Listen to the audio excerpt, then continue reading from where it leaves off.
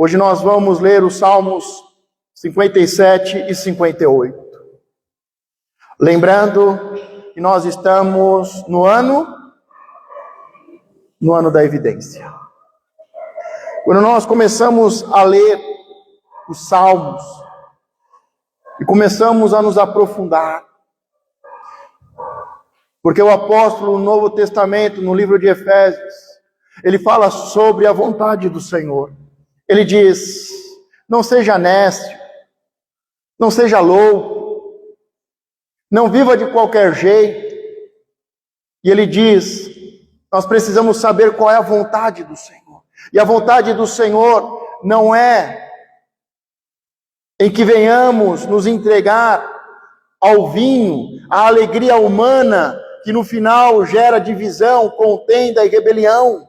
Ele diz: a vontade do Senhor não é um vinho qualquer, mas é o vinho do Espírito.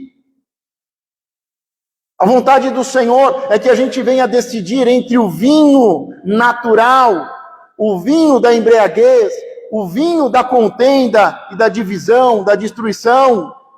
Que a gente venha escolher entre o vinho humano e o vinho espiritual.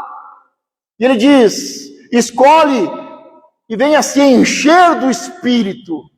Venha se encher do vinho do Espírito do Senhor, que é santo, que traz alegria, que enche, que preenche, que transborda.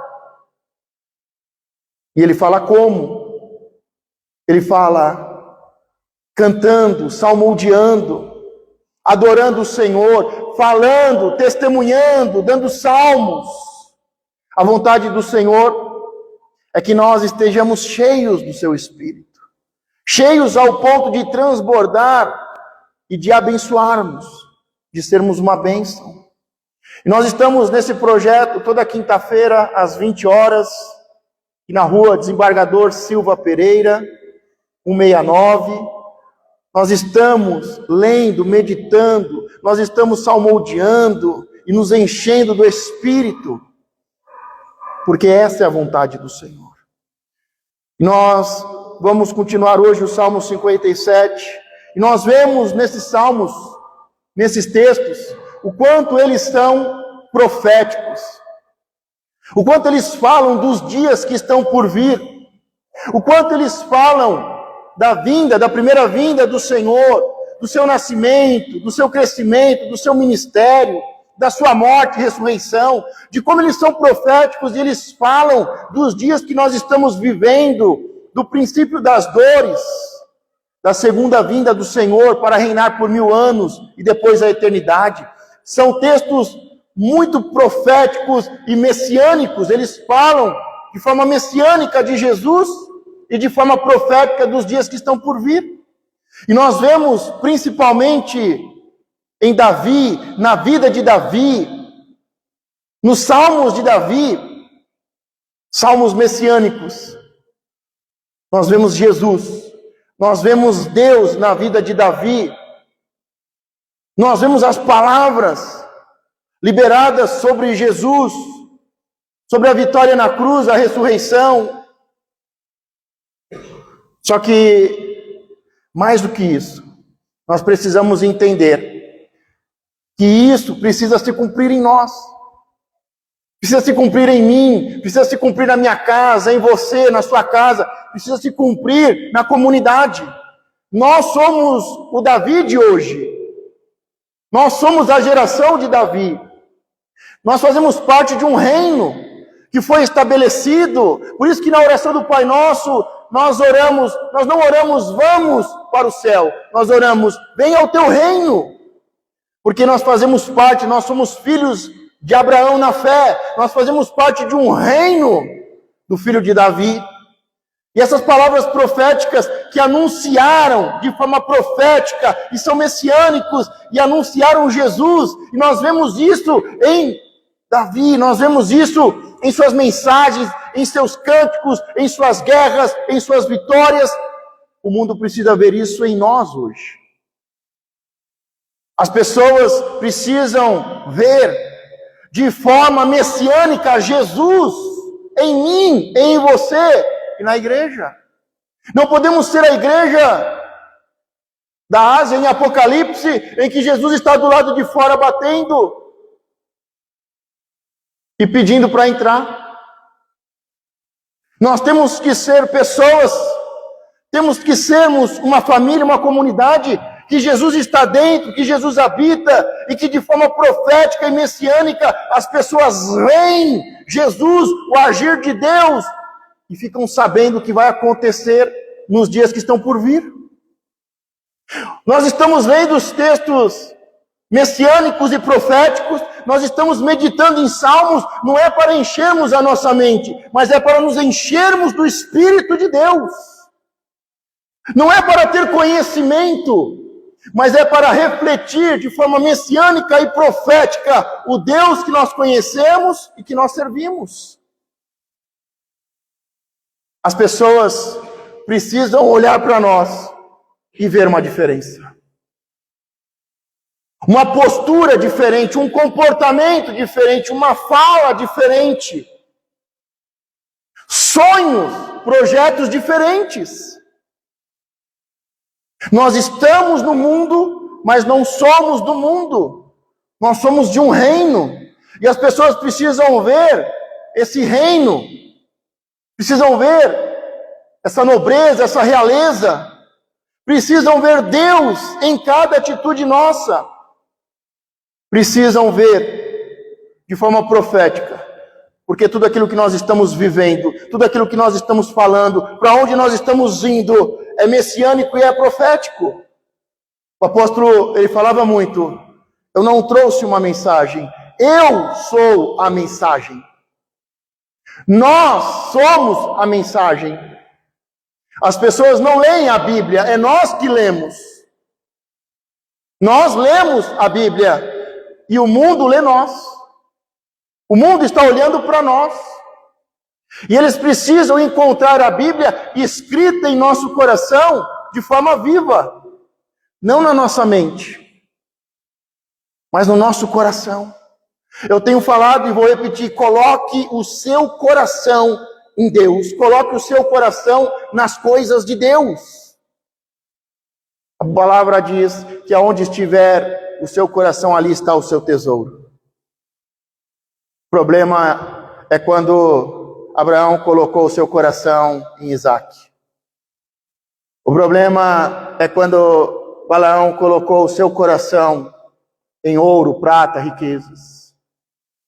O problema é quando nós colocamos o nosso coração em outro lugar. O provérbio diz, filho meu, entrega o teu coração. Não está falando de salvação, está falando de livramento. Filho meu, entrega o seu coração a mim e abra os seus olhos para a minha palavra, para que não caia em uma cova profunda. Quando nós colocamos o nosso coração em outras coisas, em outros lugares,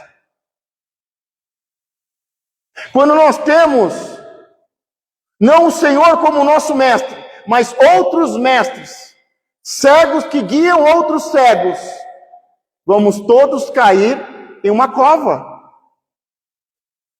Coloque o seu coração em Deus e nas coisas de Deus. Fala para o seu irmão do seu lado aí, fala para ele, coloque o seu coração em Deus.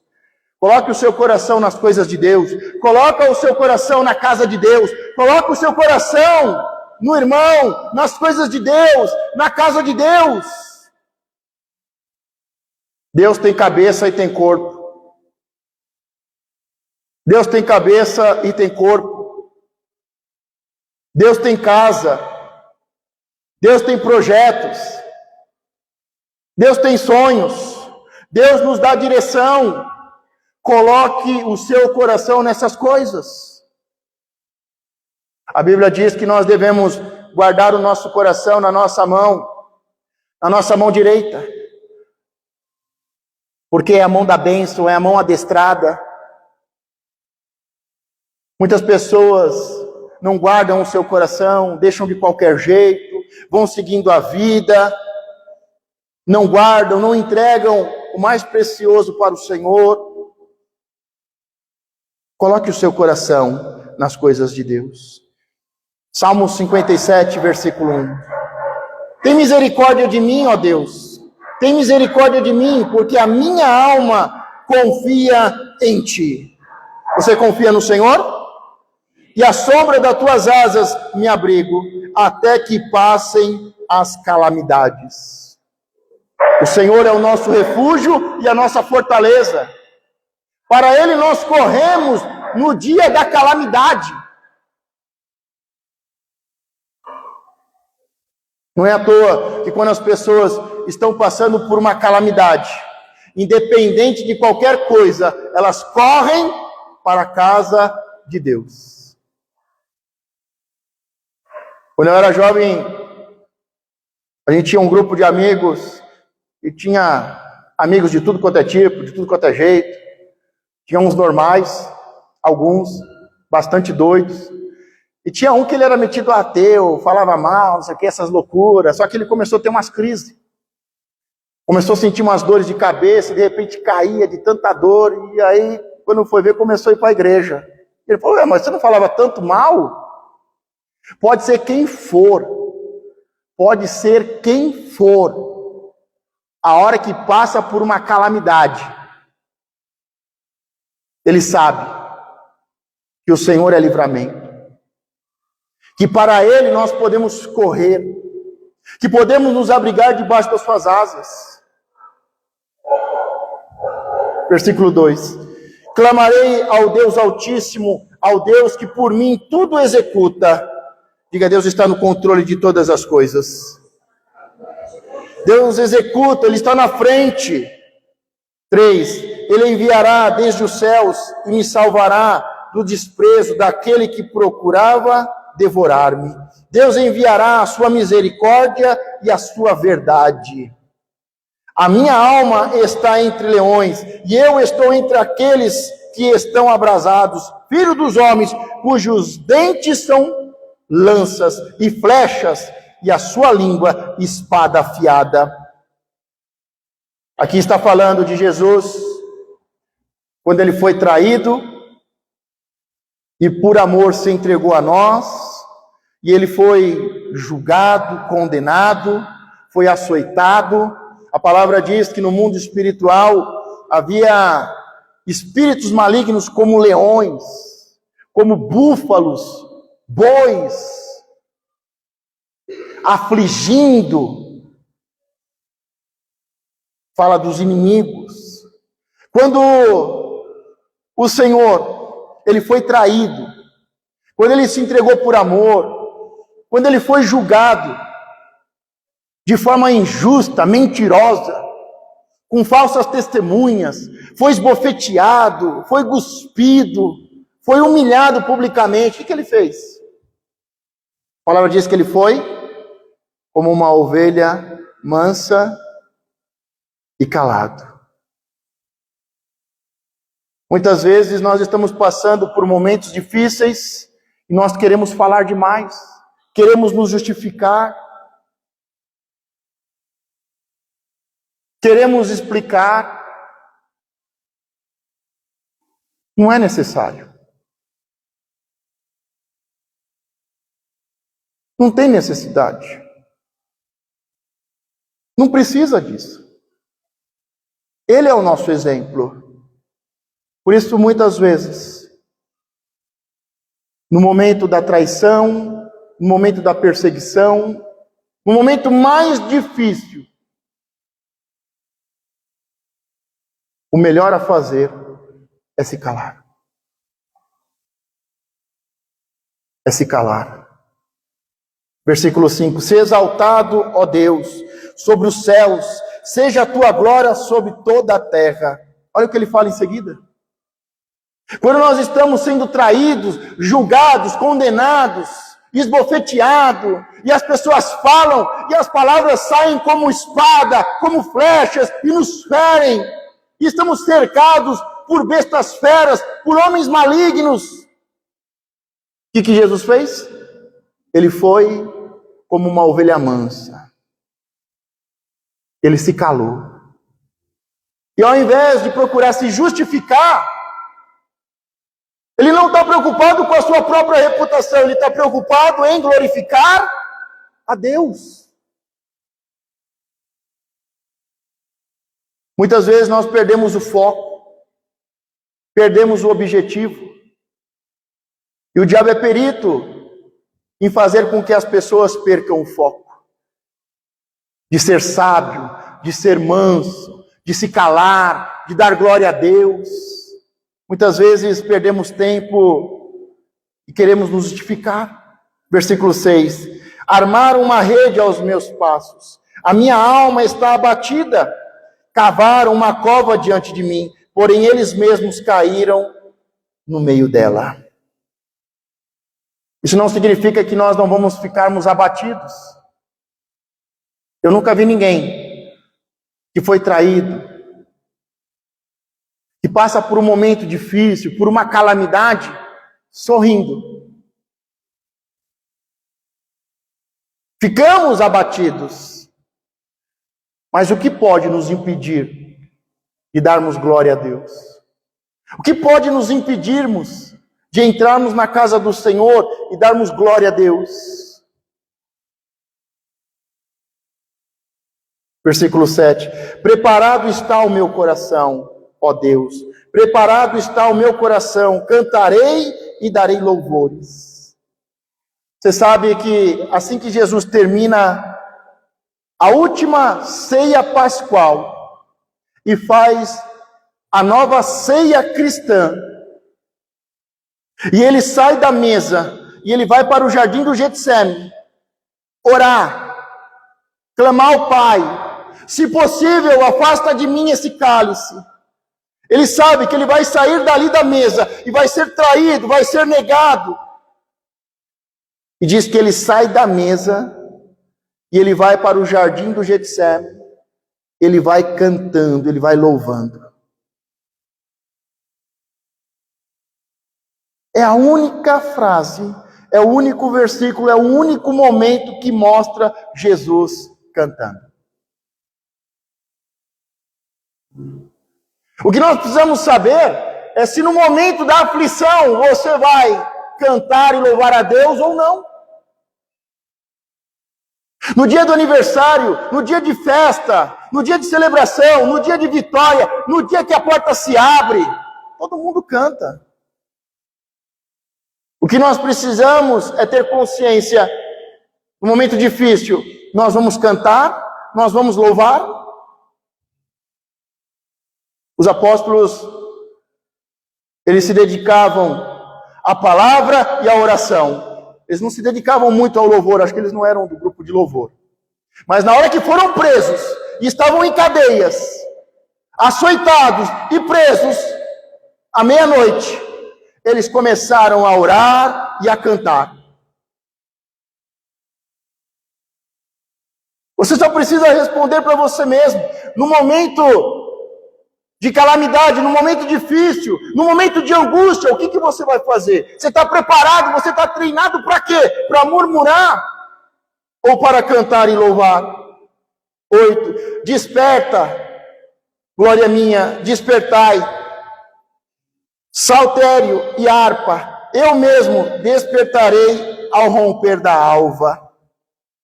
Louvar-te-ei, Senhor, entre os povos, eu te cantarei entre as nações, pois a tua misericórdia é grande até os céus, e a tua verdade até as nuvens. Seja exaltado, ó Deus, sobre os céus, e seja a tua glória sobre toda a terra. Olha os cânticos de Davi no momento de perseguição. Olhe Jesus no momento de perseguição, de traição, o que ele está fazendo, a decisão que ele tomou. Ele está louvando, ele está cantando, ele está glorificando a Deus.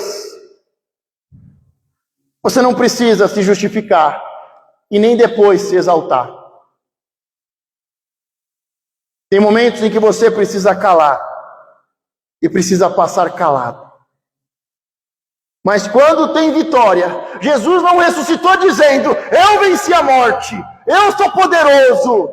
Ele ressuscitou, porque na verdade a palavra diz que o Pai o ressuscitou e ele glorifica o Pai. Ele está dando glória a Deus. Quantas vezes Deus nos dá vitória sobre o inimigo E ressuscitamos como que das cinzas, mas ressuscitamos cheios de carne, cheios de glória, porque eu fiz, porque eu falei, porque aconteceu assim, porque eu falei.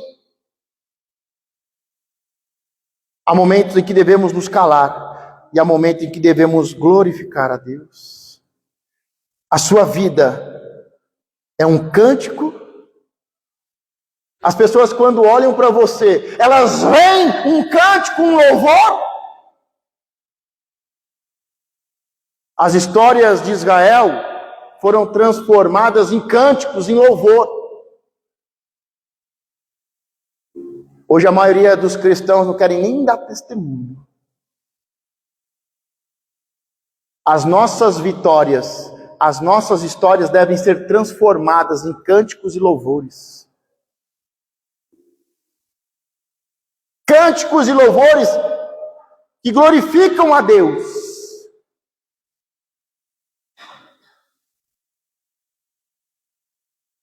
Salmo 58. Acaso falais vós deveras, ó congregação, a justiça? Julgais retamente, ó filho dos homens? Antes no coração forjais iniquidades, sobre a terra pesais a violência das vossas mãos. Alienam-se os ímpios desde a madre, andam errados desde que nasceram, falando mentiras. Aqui é uma continuação do salmo anterior, ele está falando de pessoas más, que dizem, eu faço justiça, mas a sua justiça sempre derrama sangue inocente. São pessoas que se dizem boas, justas, mas são mentirosos e injustos, e sempre derramam sangue inocente. A palavra diz que eles já foram gerados, que eles nasceram maus.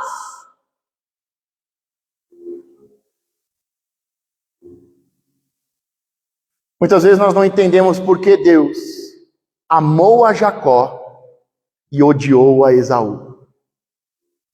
Porque tem pessoas que já são geradas, são frutos do mal.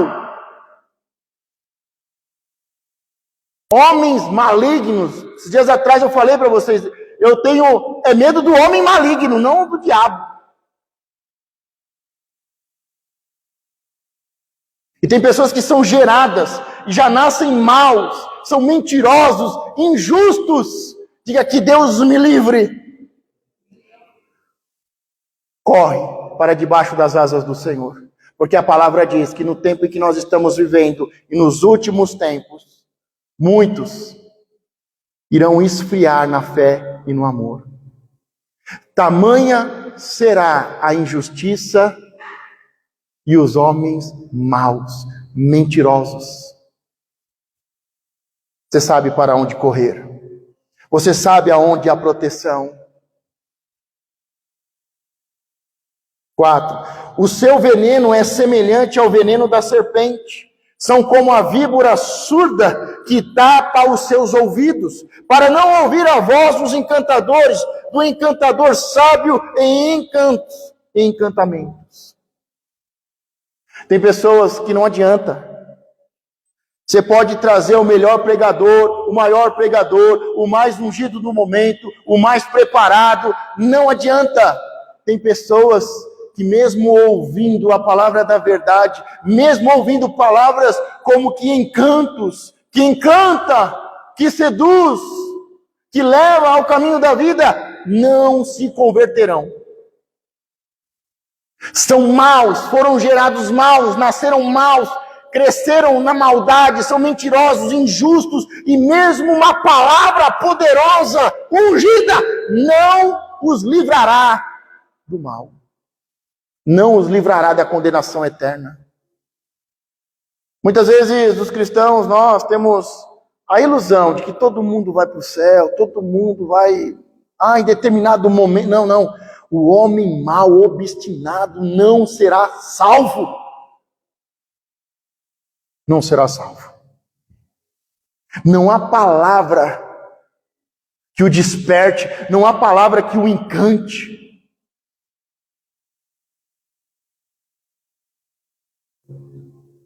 Seis, o Deus quebra-lhes os dentes nas suas bocas. Arranca, Senhor, os queixais aos filhos dos leões. Escorra como águas que correm constantemente quando ele armar as suas flechas. Fiquem feitas em pedaços. O Senhor está falando, eu vou quebrar os dentes, porque os dentes, a boca, é como um queixal, é como uma faca, é como uma flecha.